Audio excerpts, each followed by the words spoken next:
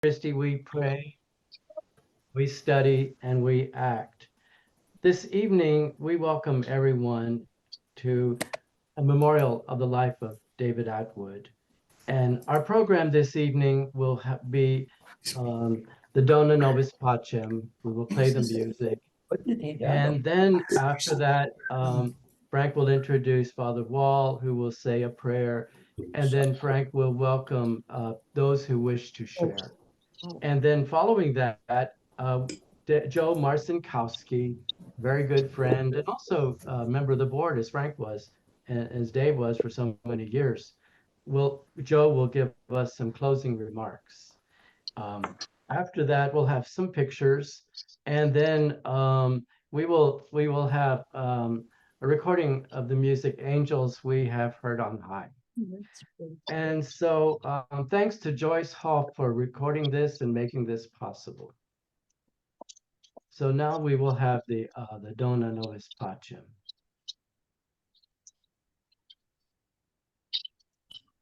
Let's see.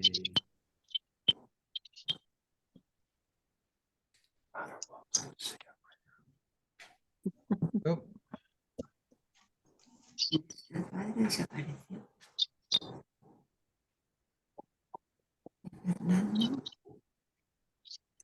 I'm going to switch accounts. I didn't mean to go in on this one. Well, actually, I'll just rename myself. It's all right.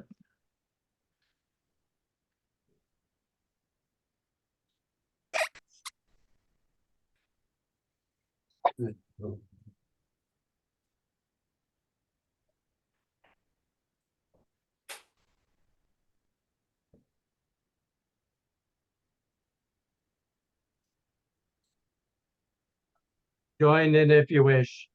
Pacem, pacem, Dona Nobis Pacem. Dona Nobis Nobis Pacem. Dona Nobis Pacem.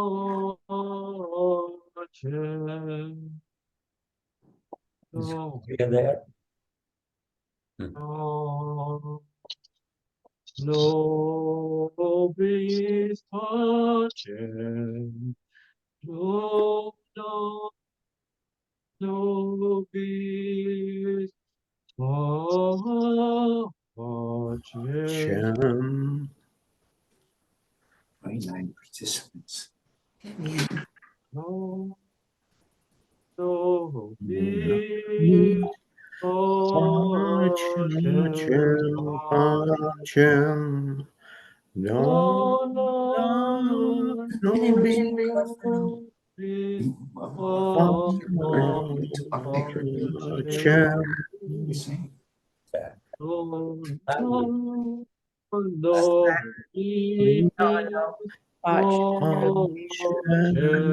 Pacem,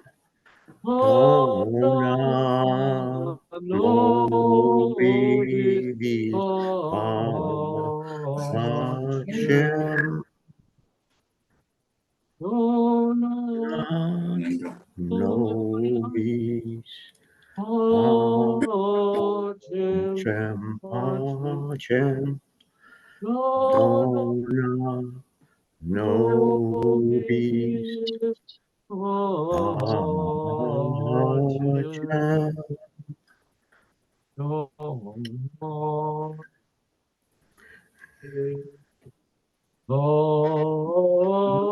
nobis pacem. Nobis pacem.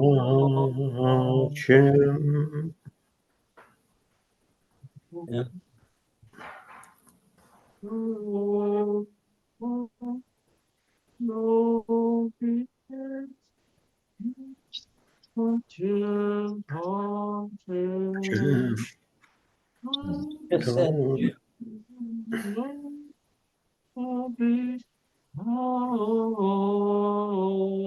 Well,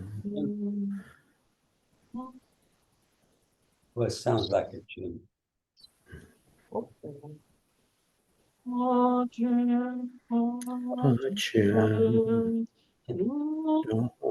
Oh, pesado, loco. Bashan.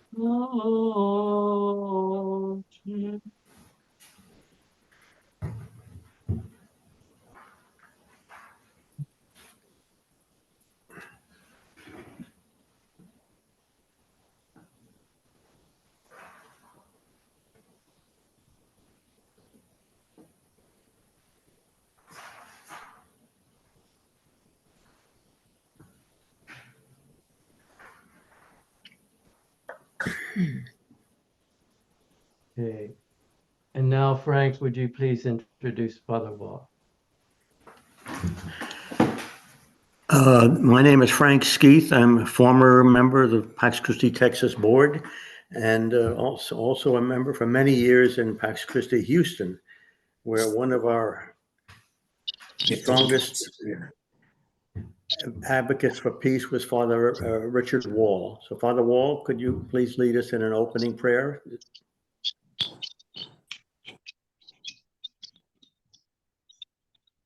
We raise our praise to you, Father of mercy.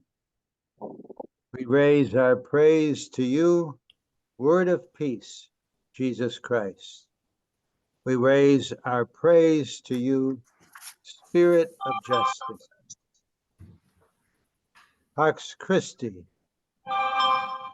thanks you for the ministry of David Atwood with his wife Priscilla.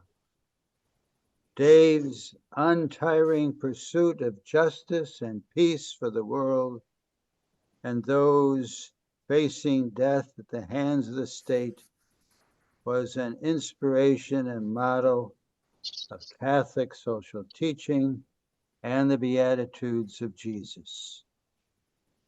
We plead with you to pour out that same grace on a new generation. We make all these prayers in the name of the non-violent coming of Jesus, of God, in the person of Jesus. Amen. Amen. Amen. Richard, would you like to share something about Dave and yourself? Well, as I indicated in a prayer, thanks, Frank, for asking. Yeah. As I indicated in that prayer, I think one of the things that I most admired about Dave is his calm, facing, any different situation. Various times when we were in a protest or when we were discussing issues or whether we were confronting somebody who did not share the same views. Dave had a wonderful calm that just generated an invitation to others to listen carefully and to understand the wonderful message of peace and justice. So I think for me, the very person that he was in that way, it spoke about the kingdom. Blessed are the pure in heart. Blessed are the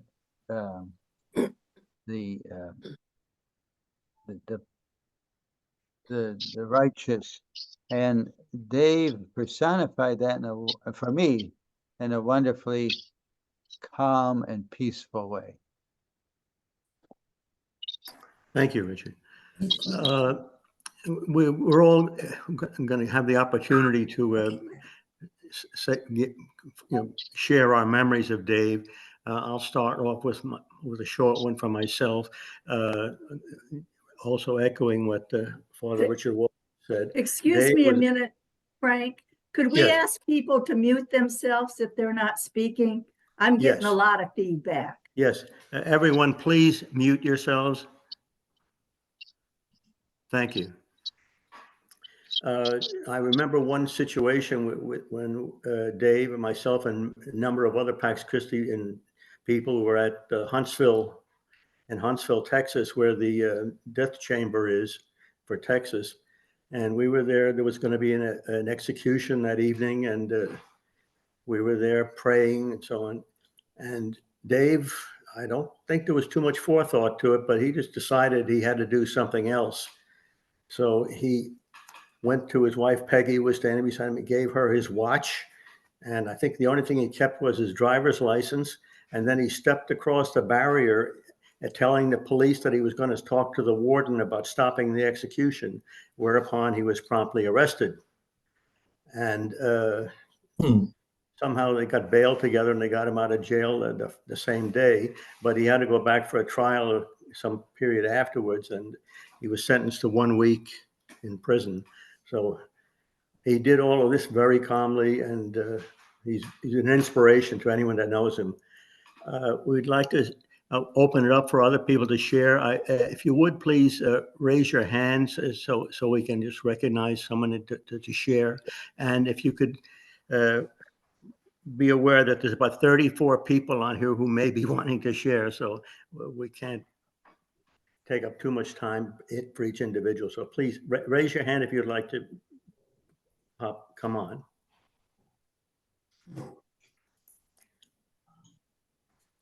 Maribel. Okay, yeah, David Gerling. No, it's Maribel. Maris, okay. Y aquí tienes que abrir. Hi, good afternoon. I don't have words to describe the deep sorrow I feel because of David Atwood's death. I have never met a person as devoted, self-sacrifice, fighting against the death penalty and for other social justice issues. For people who didn't know him, it is not difficult to appreciate the kind of person he was by reading the books and articles he wrote. Almost 30 years ago, I met David at the Walls in Huntsville, Texas. Frankly, that night he impressed me by the way he demonstrated himself by disagreeing with that night's execution. I came back home fascinated by David's behavior in front of the prison.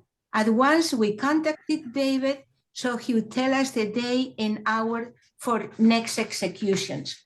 Later on, we met Peggy, rest in peace, dressed like a homeless person like David. She was accompanying her husband during protest against the death penalty, against the war, or in any other manifestation pro-human rights. Many times after these demonstrations, we used to go to River Oaks Cinema to see a foreign movies, subtitled in English. David also brought a huge bucket of popcorn to eat while watching the movie. He followed the social doctrine teachings, but he didn't like the way many religious people, priests, deacons, nuns, bishops, and archbishops feared to go against the status quo. By reading his books, No Violent People, The Tour to Death Row, My Search for the Beloved Community, it's easy to admire the life of this wonderful human being so dedicated to help our sisters and brothers.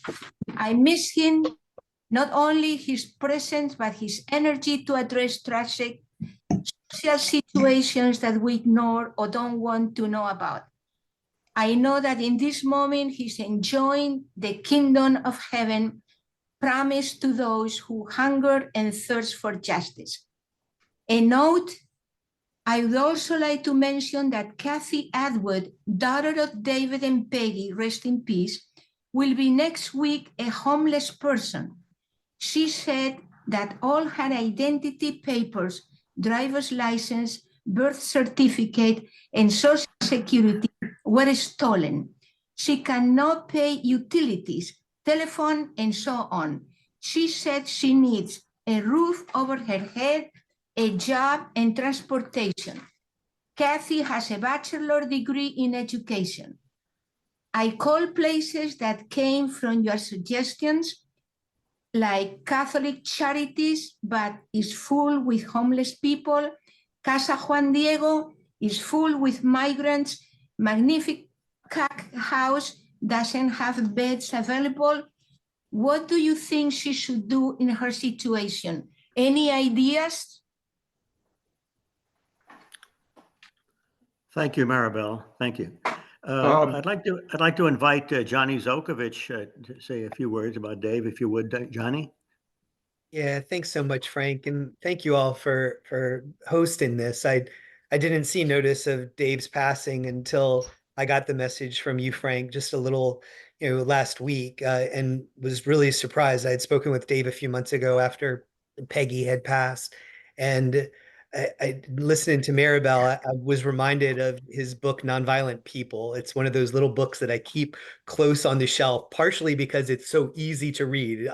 Little books that I can find what I need to really fast are always good. So Dave was very smart in doing the book in quite that way. And I was just looking at the introduction to it after I got the note from you, Frank. And he says at the end there that each of the people, the 9 people that he highlights in the book, each of those 9 people provide a vision of human life, which is inspiring and has the potential to lead us to a more caring and compassionate world.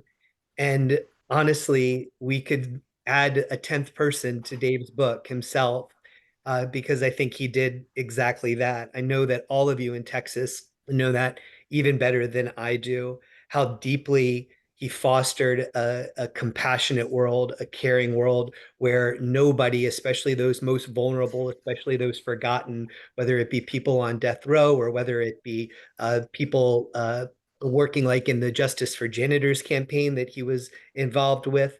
Dave and Peggy too, they just had this way of not just speaking to what they believed, but living out what they believe and sharing that with all of us. And I'm just so grateful for Dave's life. Again, having this news just come last week, I still a little shocked at his passing, but I also just want to, on behalf of all of Pax Christi USA, give thanks and gratitude for his life. He was a leader at the national level as a member of the National Council. He was a leader at the state and local level, as y'all know, in Texas. And I'm just really, really grateful to have known Dave and to have been one of those people too that he encouraged as a younger person in Pax Christi. When I started, back in my 20s, there were so many mentors within this movement, and Dave was one of those people. I remember when I first joined the staff in 2001, Dave and I had met on death penalty work prior to that when I was doing some organizing around anti-death penalty stuff. And when I joined the staff at Pax Christi, Dave wrote to me and said, congratulations, you're going to do great at this work. Excited to have another young person working for Pax Christi. And it was that type of just, solid and kind encouragement that meant so much to me and meant so much, I think, to so many others who got involved in Pax Christi because of Dave. So I just want to give thanks for his life. I want to give thanks for Peggy's life as well. And just thank all of you as well for your witness. I love looking around on the screen and seeing the people that Dave connected me with, whether it was Kay or Bob or Joe or others that are on the call here. And just really grateful for the way he also connected me to all of you. So again, grateful. Thank you, Frank, for letting me say a few words. Okay, thank you, Johnny. Appreciate it. Sister Seal, would you like to share some stuff with us? You have to unmute. Thank you. Yes, I do. I'm looking for my notes. My reflection really centers mostly about Dave and Peggy's relationship and partnership. There were many times at many events that they would be together, and other times when it would just be Dave. Peggy was at home doing whatever needed to be done there, or with her own ministry and job. In conversations with Peggy, she would mention that sometimes she just couldn't keep up with Dave's schedule and yet supported what he was doing.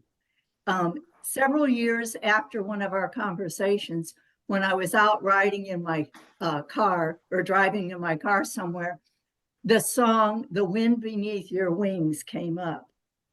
And as I listened to that song, and I'm going to try to share it, not sing it or share it, but I want to share the words if I can. It reminded me so much of Dave and Peggy's relationship. And I had really intended to talk to Dave about it. He and I were to go to have lunch. This was after Peggy died, and he and I were going to go have lunch. And then one morning, early in the morning, I get this text from him that he's in the emergency room because he fell and broke his hip. I did remind him later that he could have canceled our lunch date without breaking his hip, and we kind of had a chuckle over that. Unfortunately, I never did get to have this conversation with him. But if I can find my, okay. There, can you see that? Yes. Okay. Now let me see if I can. Okay. Anyway, it must have been cold there in my shadow to never have sunlight on your face. You were content to let me shine. That's your way. You always walked a step behind. So I was the one with all the glory, while you were the one with all the strength. A beautiful face without a name for so long, a beautiful smile to hide the pain. Did you ever know that you are my hero? And you're everything I would like to be. I can fly higher than an eagle, for you are the wind beneath my wings. It might have appeared to go unnoticed, but I got it all here in my heart. I want you to know the truth, of course, I know it. I would be nothing without you. Did you ever know that you're my hero and everything I would like to be? I can fly higher than an eagle, for you are the wind beneath my wings. And I really do think that what I knew about their relationship, and others of you might know differently, but I really do think that they had this deep relationship, and he understood how important she was to him, because I know that he was deeply, deeply hurt and sad after she died, that he was alone, that she wasn't there to be with him. Thank you. Thank you, Sister Seal. I appreciate that. And a long-term Pax Christi Houston member and friend of Dave's, Joe Marshankowski, would you like to share with us today? Unmute, please. Can we have everybody else speak, and I'll speak at the end, if that's all right? Yeah, okay. Anybody else that would like to speak first? Just raise a hand, please. That's, I think Kay Arnold had her hand up earlier. yeah, Kay.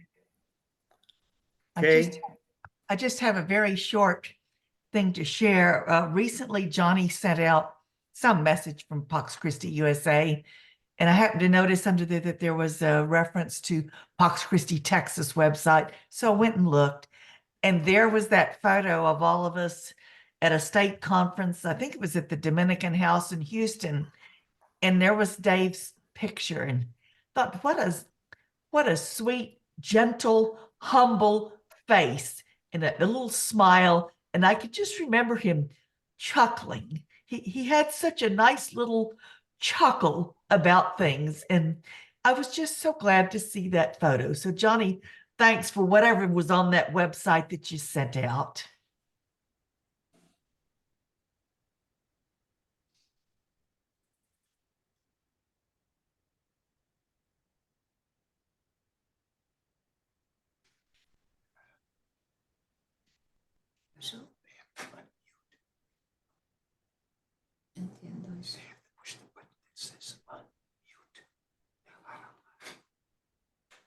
And Ann Geyer has her hand up. Thank you. I'll unmute.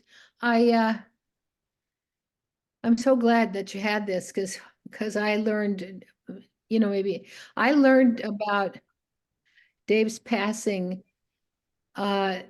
the day that Larry Payne died. And I don't know why, somehow I was like, oh my God, that's horrible.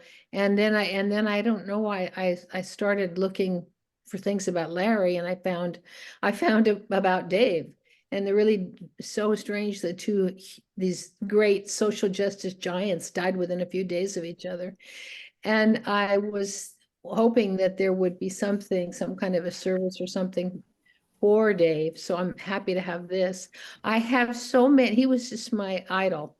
I have so many beautiful memories of projects I did with him, worked on with him together. I used to coordinate a group, Amnesty International group in the Woodlands, and now I work with Center for the Healing of Racism. But one of my favorite memories is about 15 years ago.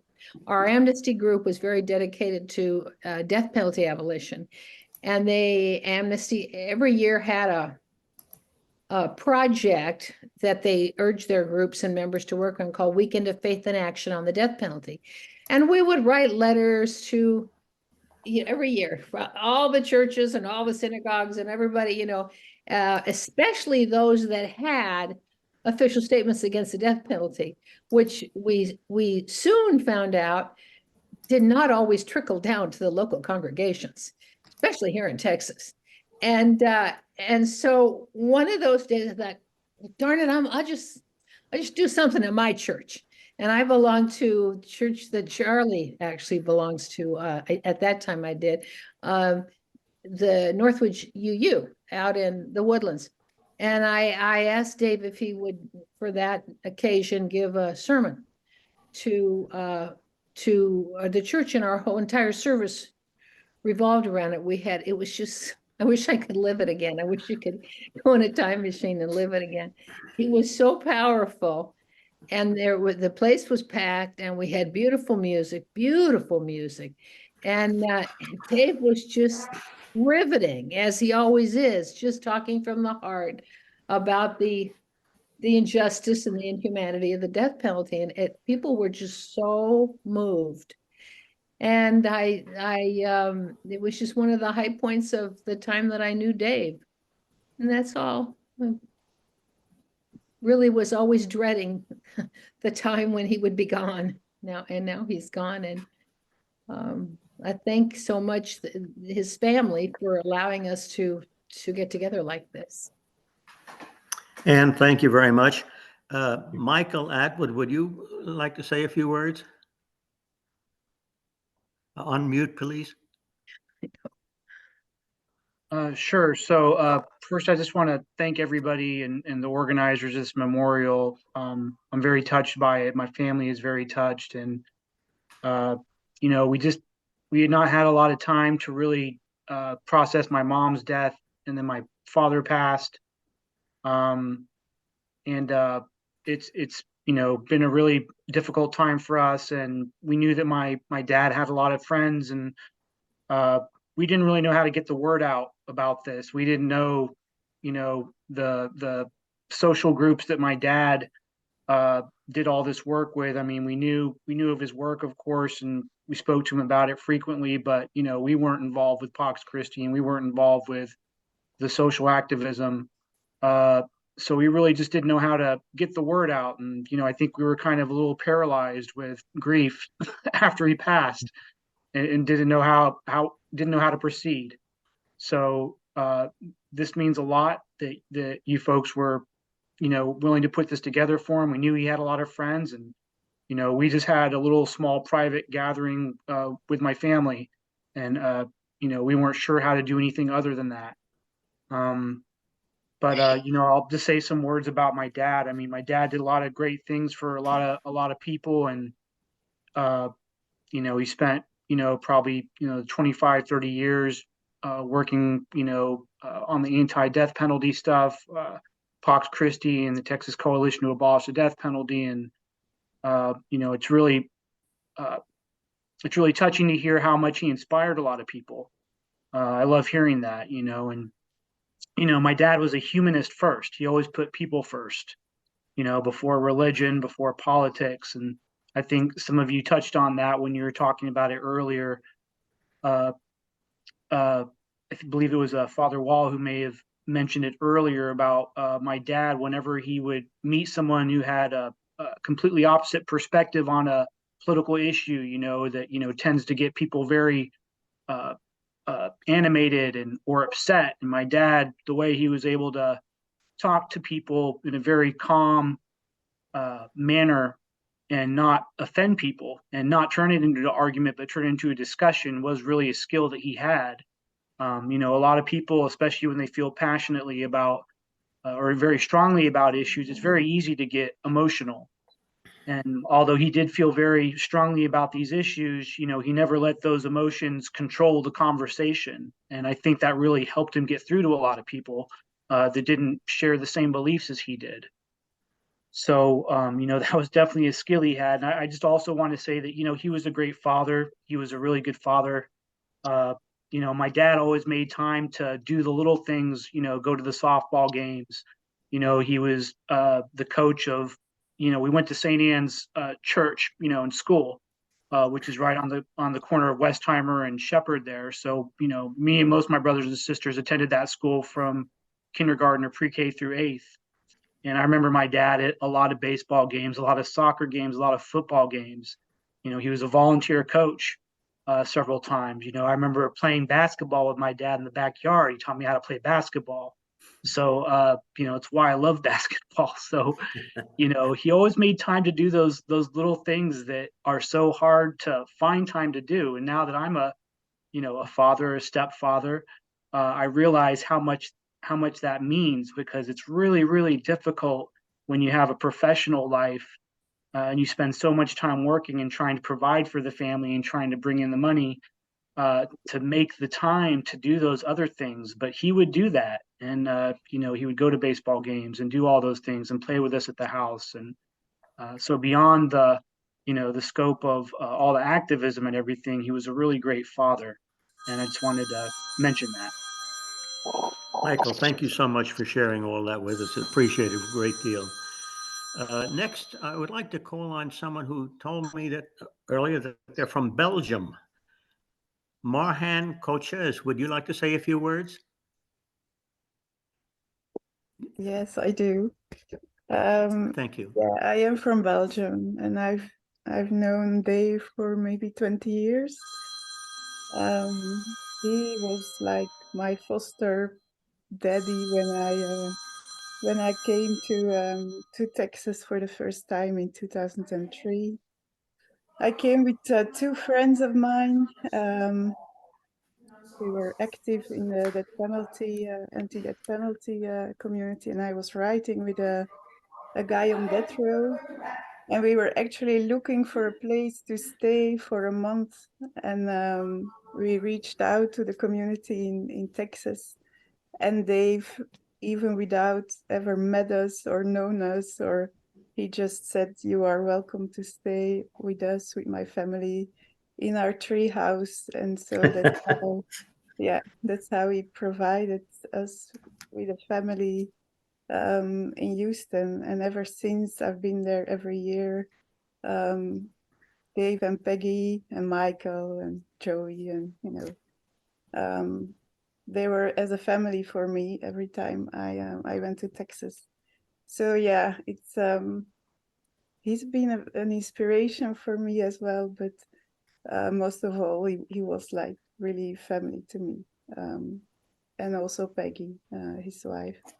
So next time when I'll go to Houston, there will be a lot of emptiness. So yeah, Mike, I'll need you then. But yeah, and it's I also, the reason why I'm here in the middle of the night, surrounded by people that I don't know, but I just needed a moment, yeah, to have those memories together with people that have known Dave and Peggy. So thank you for allowing me to be here tonight also. Yeah, Marhan, thank you so much for sharing. I think you and I actually met one time in that little room called the Olive Branch Room, where Yes. Pax Christi Houston used to meet. Yes. I'm And as sure it is. Yeah. and as I recall, you were sharing some Belgian chocolate with us. Or something. Well, Yeah. thank you so much for being there. Would anyone else like to raise their hand? And We have Kay and Charlie. Kay and Charlie. Kay?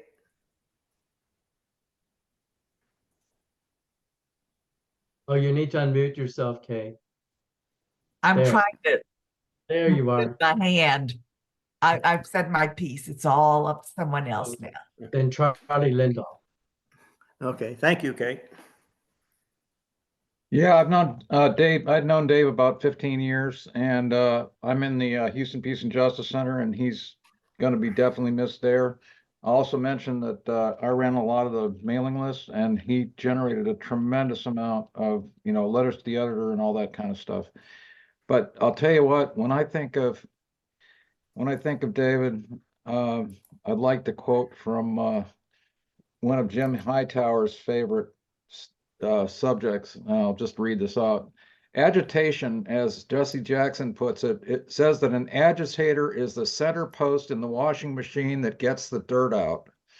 We need more agitation because it's no longer enough to be progressive. We've got to become aggressive because powers that be have become radically regressive. So David is the best example I can think of being an agitator. But he also did it peacefully, and that is hard to do, as we all know. So I really appreciate him. I'm definitely going to miss him. I'm so glad everybody is here to celebrate his life, and his legacy is quite strong. Anyway, so that's my piece. Bye. Thank you, Charlie. Appreciate it very much. Claudia, would you like to share at this point? Thank you, Frank. I was just thinking the combination of articulateness, strength, power, and gentleness that Dave embodied. He truly lived what he believed, and peace was his way. He was always a wonderful example to me. And I agree with every wonderful thing everybody said about him. So thank you for calling on me. Thank you, Claudia. I'm trying to reach out to people who are furthest away, and you're still in Brooklyn, is that right? I'm in Austin, Frank, and I'm coming after okay. you. Okay, thank you. Call me when Pax Christi Austin meets, and I'll be there. Okay. Let's see. Would anybody else like to share at this point? Jimmy Dunn? I would like to say a few words. Yeah, Dave was always there every time we had a visual or demonstration against the death penalty. Many of them were in Houston, many of them were in Huntsville on the day of the execution. So those are very impressive. I urge everybody to join the Texas Coalition to Abolish the Death Penalty. We need that organization to keep working on this issue. And I think we also need some local demonstrations. If we have a district attorney that's trying to put somebody on death row, we ought to have a demonstration outside of their office. I myself had put on a demonstration outside of Johnny Holmes' office. He was district attorney for many years and put many, many people on death row, probably more than anybody else in the country. But we need to keep our pressure up, and demonstrations help to do it, because that shows that people are out there working and walking and protesting. And this is an issue I feel like, personally, like some people may deserve the death penalty, but I feel like killing somebody promotes more killing. If the state kills people, that shows other people feel like they should kill people too. So let's try to end this issue, as more than 100 nations have abolished the death penalty. And it's time for the U.S. to do it too. And I cheer David Atwood and his wife for being leaders on this issue. Thank you all for coming. Thank you, Jimmy. Thank you very much. Kathy Foley, would you like to step up? I'm afraid mine is just a quirky kind of thing.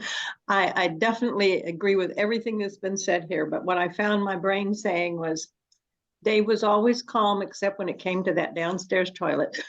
The very first time my husband and I went to the house, maybe Michael was the son doing the toilet, but Kong Coon collected were not part of Dave's attributes at that time. And it just came out, Michael, I'm sorry. But I agree, everything, he got along with everything, everybody. I guess it was just this one thing that kind of irritated him. I'm sorry, but that was, most of the time, Tico and I, my husband and I, out around, if you will, with Peggy and Dave together. So I have a lot of happy memories doing things together. But one of the things that I always tell other people when Dave brought the, I'm sorry, I can't remember the topic the title right now of the people who forgave the murder of a family member, and they came around and talked to everybody about forgiving. And Dave said that he had just had been invited to speak to a group that supported the death penalty. And at the end of the meeting, they all stood up, held hands. Joe, maybe you remember this too, because he said it when we were at St. Bernadette.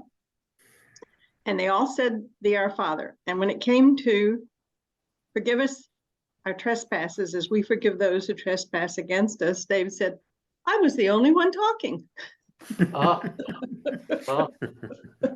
So that's one of the things I definitely remember. He was so surprised. Thank you for getting all this together, Joyce and Frank. I just want to say it was the journey of hope. Journey of hope. Thank you. And they stayed here several times. And yeah, so I'm not sure if they're still organized or still take the journey around the United States since Bill died, but yeah, it was a journey of hope. Thank you. Okay, thank you. Yeah, Walter Long, would you like to share with us now?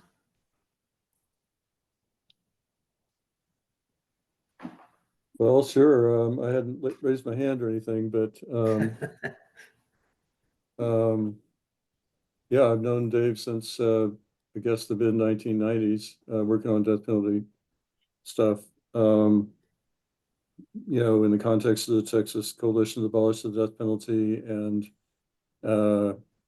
you know, Dave's prolific writing, and yeah, I was thinking tonight that I was gonna talk about Dave crossing the line at the Walls unit. That was the first thing that came up, so pretty much covered. But I don't know anybody else that's done that. I know of you know, an execution a few years ago where the brothers of a prisoner who was being executed were arrested because they were upset in the visitation room while the execution was happening. But I don't know of anybody other than Dave who has stepped across the line in the past 30 years at the Walls unit as he did. And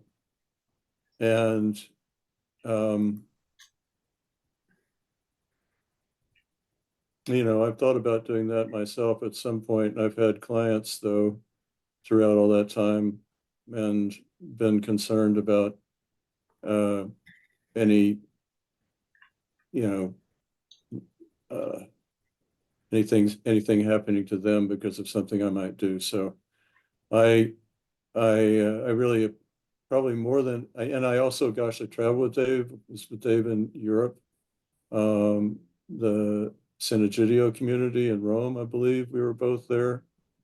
It's a wonderful community, by the way, for those of you who don't know it. And it's activism against the death penalty in the United States has been wonderful. Great support, Cities of Light. Yeah, so profoundly miss Dave. Thank you, Walter. I appreciate that very much. Joyce Hall, would you like to share with us now? Thank you, Frank. I've been sitting here thinking, what more can I say than what's already been said about Dave? You've really covered a lot of territory. But what I'm thinking is that how much I miss how much I miss Dave and Peggy. And I remember calling Dave when one of the last times he was in the hospital, and he returned to my call. And the first thing I asked him was, Dave, do you feel like Job? Because so many things have, distressing things had happened to him in the past 6 months that he was having to put up with, but put up with in such a peaceful manner. And even though I miss him at a distance, I'm thinking about when we do get together again, Pax Christi, Texas, there's going to be a really big hole in the group. We're really going to miss him even more when we come together and his presence is not there. Such a loving, peaceful presence. He's always been with our group. Thank you. Thank you, Dave. Thank you, Joyce. Ann Bragdon, would you like to share at this time? Yes. Thank you. Yes, I was thinking about Dave. I knew him in probably a different context than Pax Christi. We came to Houston in the 80s, and I was thinking of the scope of Dave's work, that in the 80s, I don't know, some of you probably remember we worked with Mary Knoll to have a series of authors from Orbis Press who came, and we had a series, we were, crazy name, we called it Godspeak, and had all of these different authors with Father Jerry was very helpful with that, and meeting at the Olive Branch Room. But then we also had the issue of international peace and justice. And I'm very, we worked with, my husband and I worked with Fellowship of Reconciliation, which is one of the very old peace, nonviolent pacifist groups nationally and internationally. And Dave was always there with Peggy. I mean, the working with any group that was interested in peace. And I remember some of the work in terms of having the bishop speak at Rice when we were working against sanctions on Iraq.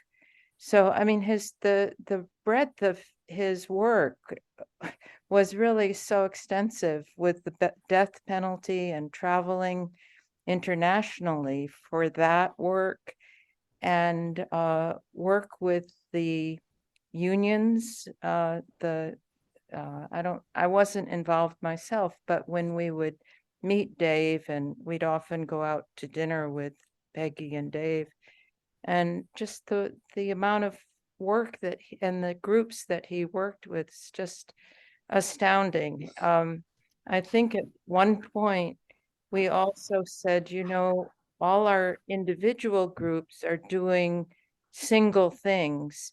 We need to have sort of a central Houston peace and justice type coordination. And I think Dave was very active in that as well.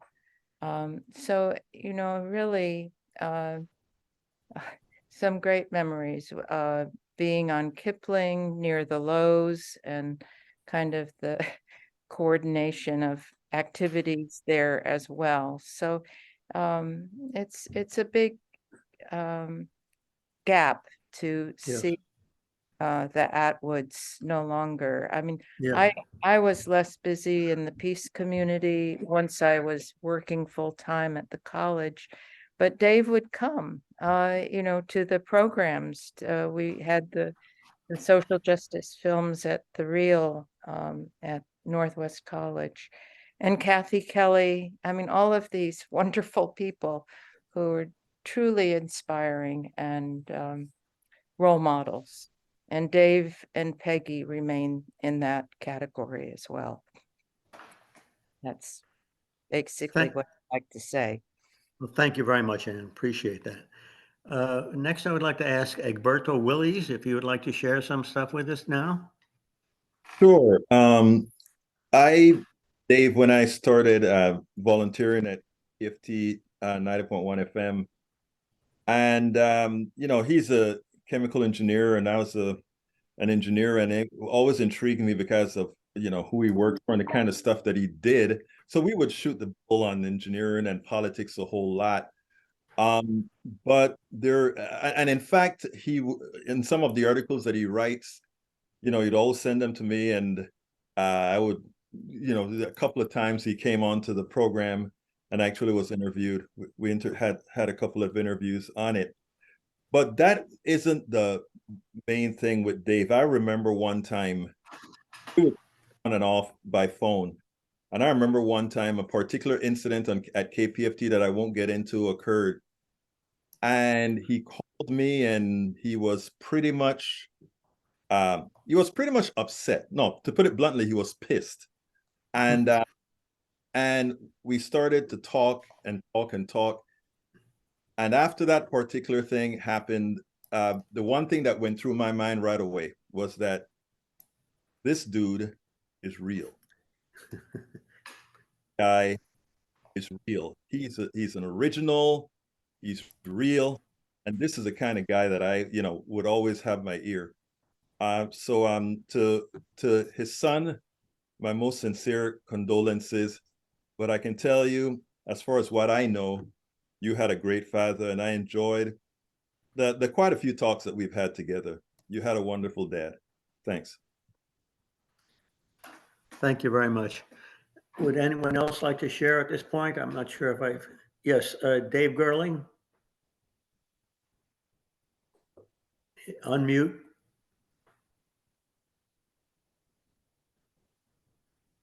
All right, can you hear me now? Yep. Yeah, very briefly. Obviously, I wasn't around when Peter Maurin and Dorothy Day of the Catholic Worker, when they were around. But after many years of being just in the presence, sometimes just silently being in the presence of Peggy and David, I said to Maribel, my spouse, I said, you know something? I think Peggy and David are Houston's answer to the Catholic Workers, Peter Maurin and Dorothy Day. Just think about that. I mean, all of you know about the Catholic Workers and Peter Maurin and Dorothy Day, the way they dressed, whether it was going to a big party or just going to River Oaks 3 or to the International Pancake House or whatever it was we used to go to. They were always the same and very humble, and keeping in mind that David and Peggy could have lived a life of extreme luxury.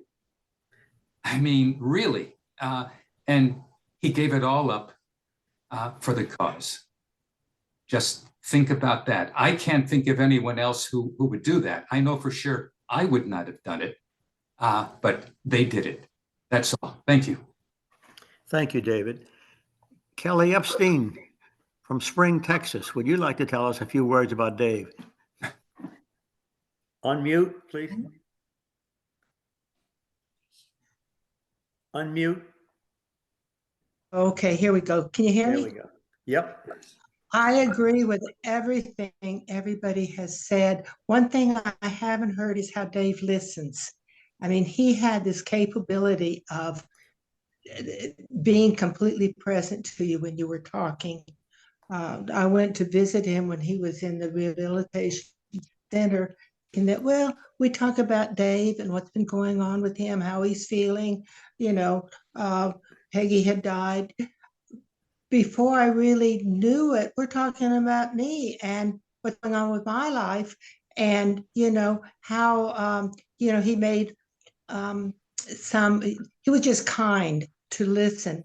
But Dave listened, and he was so patient. I think he would much rather have listened to all of us than talk to us. It was a great gift. Thank you. Thank you, Kelly. Okay, now I really need some hands up because I think can I go next? I do actually need to leave soon. Yeah, please do. Yes, go ahead. Sorry, my video's been off. My name is Lee. I was the director for Amnesty International from about 2012-11 to 2019. And Dave was one of my mentors that actually got me into it. and he was always there whenever I needed somebody. In fact, I remember one time, this was whenever I first started, Brian Stevenson was coming to town, and he invited me with Pax Christi to his guest to a dinner he was having. He said he had an extra ticket, whether or not he bought another one for me and never told me about it, I don't know, or he probably had one or something like that, but he welcomed me into his table. So I got to meet Brian Stevenson, and whenever and I knew her, but I later met him. But Peggy, she was the nurse at my school whenever I was an undergrad at St. Thomas University, and then I later knew Dave, and then I was like, oh, and then I put the two of them together. So, but I met both of them, and they were wonderful people to me. So I just wanted to say thanks to all of you for coming, and it was nice that we could at least do this for them. They deserve far more than that, but. Thank you, Lee. I appreciate it. Okay, anyone else? You guys have a good night. Okay, thank you, Lee. Anyone else can just unmute and let's hear you. Frank, Cheryl's going to show some pictures at the end of this. If there's nobody else, I'll wrap it up here. Okay. I met Dave one of the Maryknoll sessions where a speaker came in from the UN and spoke to us down in St. Bernadette's, and we shared a lot of different things together. He introduced me to the death penalty and the journey of hope and the justice for janitors. Mostly, the way he brought in the Black and Hispanic community into our organization. We're pretty much all white before that, and I thought that was very impressive.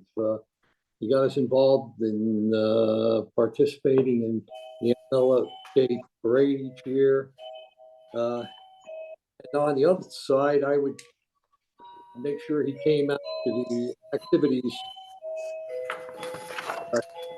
that I was involved in.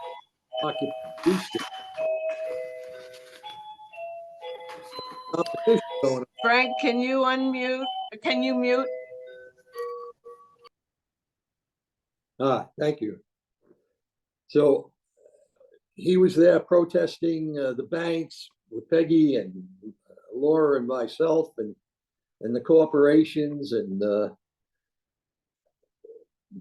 I brought him down to Marfa, Texas, when they were fracking down there and destroying some of the most beautiful part of Texas and selling the oil to Carlos Slim in Mexico. Got very involved with the School of America Watch, and Dave always was involved in knowing what they're doing in these areas like immigration and Central and South America activities. One of the things I thought about this weekend was on December 7th, a real human being, a beloved professor of English literature in Gaza was killed, Rafat Al-Arir. He died on December the 7th, but prior to his death, he wrote this poem. And this poem has been read to over 30 million people in the United States in these last few days, and it's in hundreds of languages right now. Short. It's called If I Must Die. And this he wrote on November the 1st of this year. If I must die, you must live to tell my story, to sell my things, to buy a piece of cloth and some string. Make it a white with a long tail, so that a child somewhere in Gaza, while looking heaven in the eye, awaiting his dad who left in a blaze and bid no one farewell, not even to his flesh, not even to himself. Seize the kite, my kite you made, flying up above, and think for a moment an angel is there, bringing back love.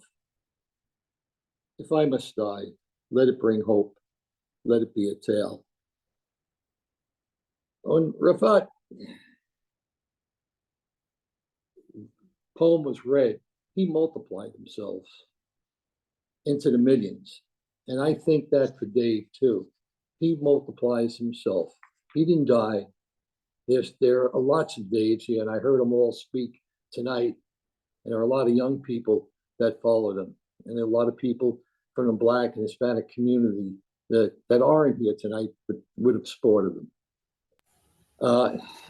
Cheryl, can we now look at some of those?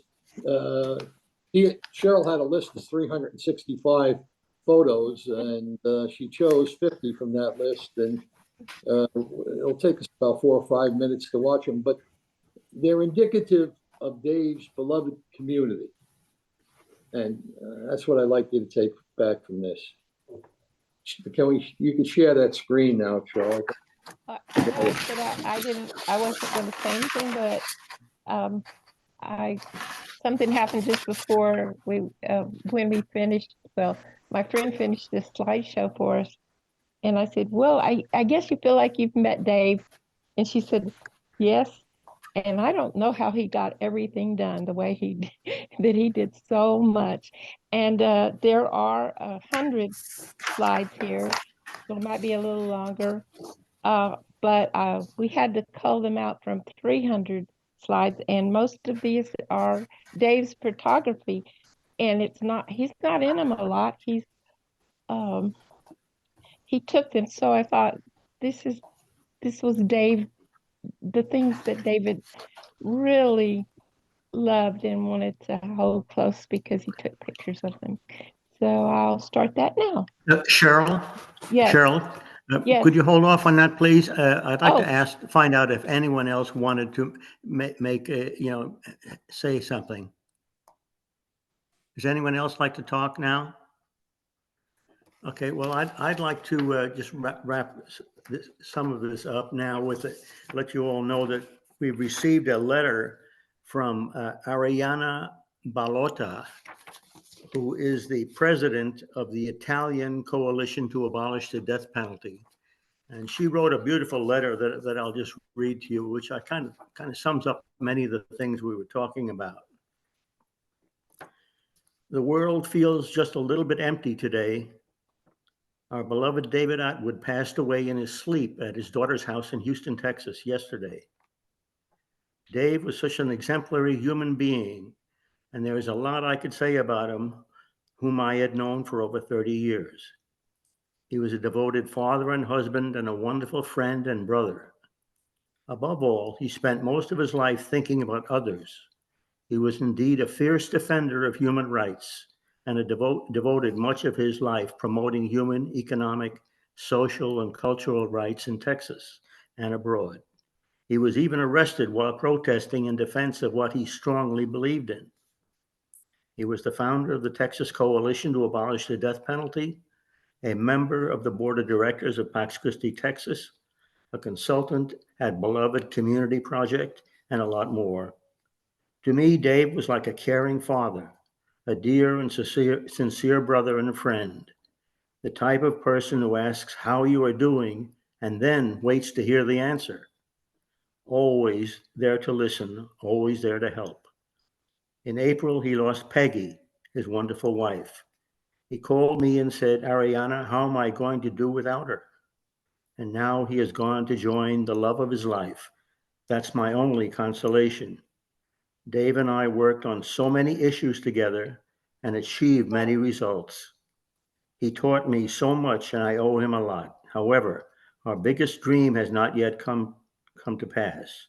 Dave, I love you so much, dear American dad of mine, and I will miss you terribly. I cannot even believe that you're gone. I promise one thing. We will keep fighting in defense of human rights, and we reaffirm our strong commitment to the universal abolition of the death penalty in all circumstances and all times. Thank you for being such an important part of my life. I am a better person for having known you. We all are. This is a goodbye, not a farewell. Okay, Cheryl.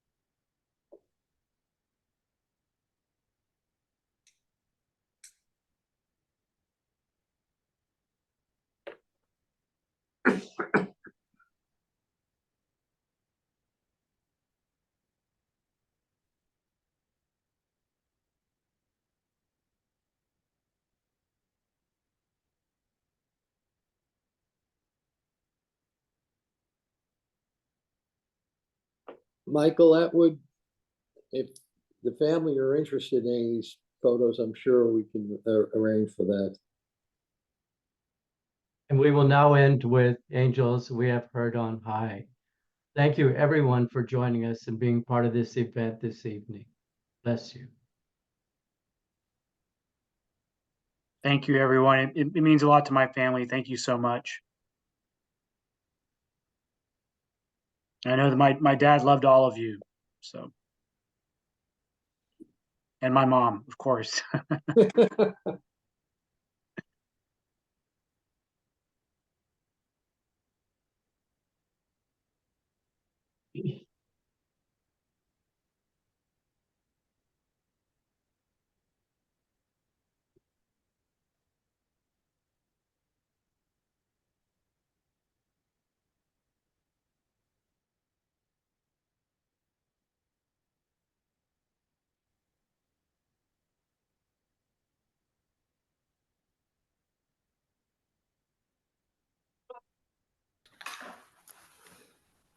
Hey, Arthur?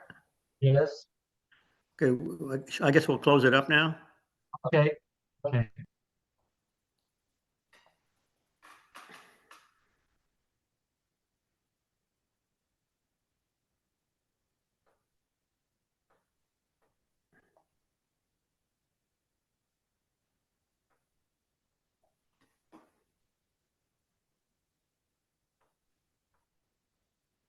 What's happening?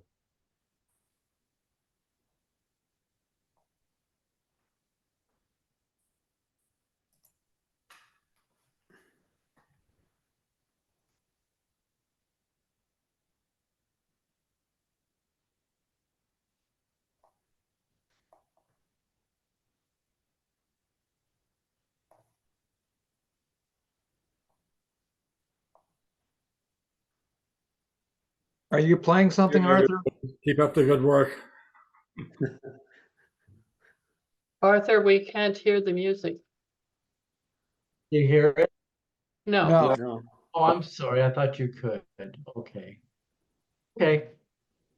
I guess we don't know how to do that. So thank you, everyone, for joining us this evening. Thank you. Thanks Great. for doing. Thanks Good for night. coming. Bye. Thank you. Good night. Good night. Thank you for recording it, because I know people that didn't get, I didn't send the invitation out to, that would really like to see it. Okay, thank you. Thank Good you, night. everyone. Good night. God bless you. Peace Thank to you, all. Thank you. Beautiful.